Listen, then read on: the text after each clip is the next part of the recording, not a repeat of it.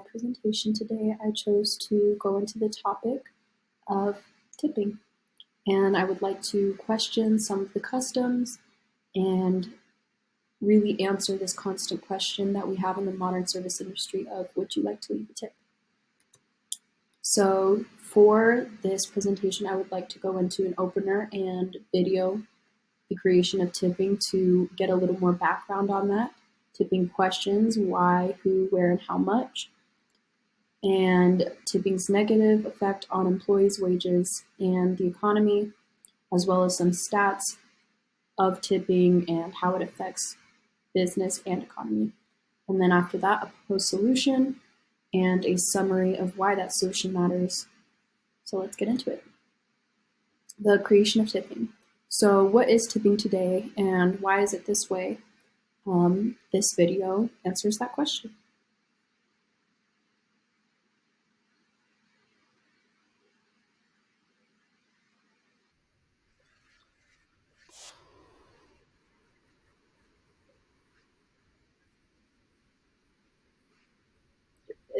Let me skip the ad.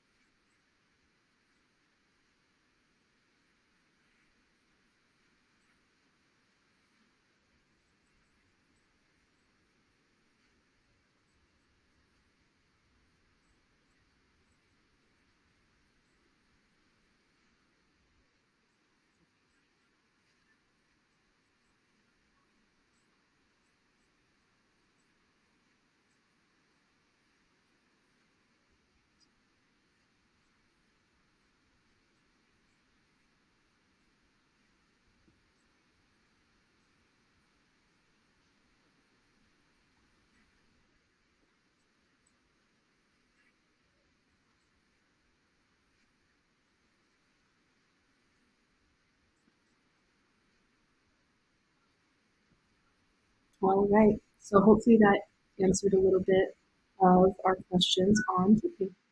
So, tipping questions. Why do we feel obligated to tip?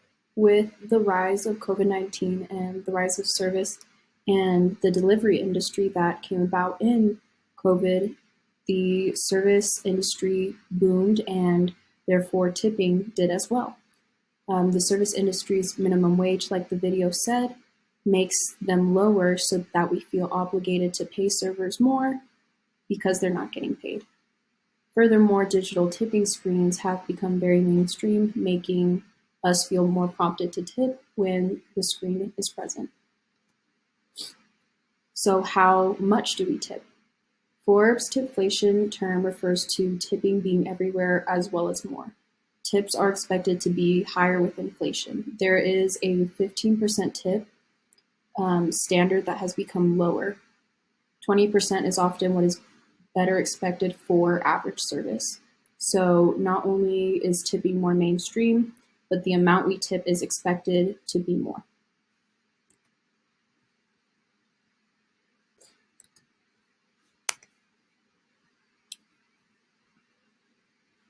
All right, and then who and where. Where do you have to tip and who do you have to tip? 75% of remote service transactions, even though they aren't service-based face-to-face, still require a tip. The wage that service employees earn now relies 41% on tips. Along with this, service employees require 32% or higher in tips to meet minimum wage.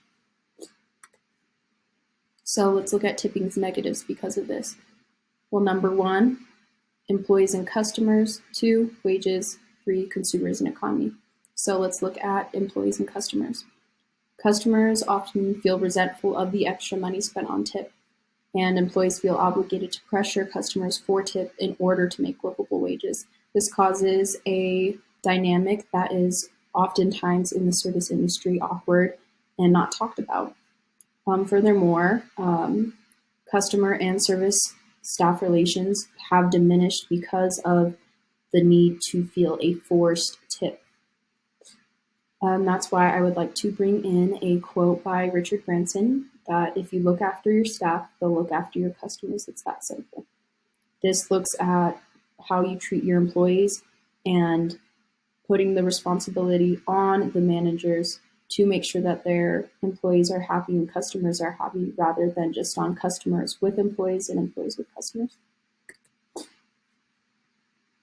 And then wages. Staff closer in customer relations receive more tips for similar work as those that don't. This causes a competitive culture and a lot of difficulty within service industry staff to be able to make ends meet. And then consumers in the economy. Inflation has caused increased need for employees to be tipped, and service employees are employed by customers rather than managers and business owners. So what this means is that service employees, the majority of their wage comes from the customers rather than their actual job.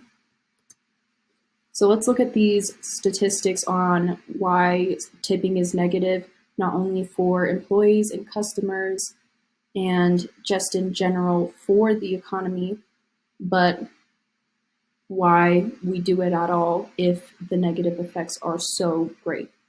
So this shows the full minimum wage, and it's at $7.25, but then the tipped minimum wage is at $2.13. That is a drastic difference in between tipped and full.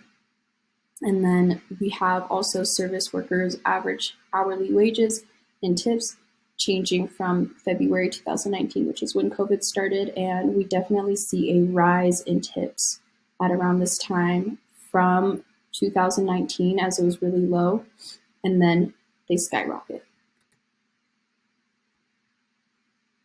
And then square gross profit of tipping. In recent years, it's just become more and more. In 2018, we can see that it was 1.7 billion, and now it's at 3 billion.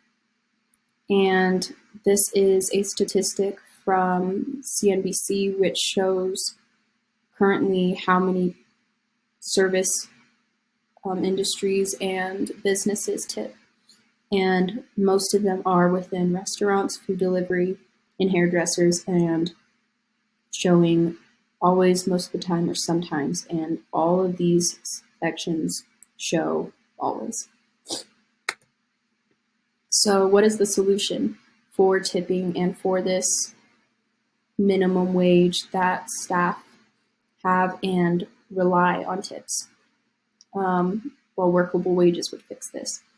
This would ease the burden of both customers and staff, which is what the service industry is comprised of.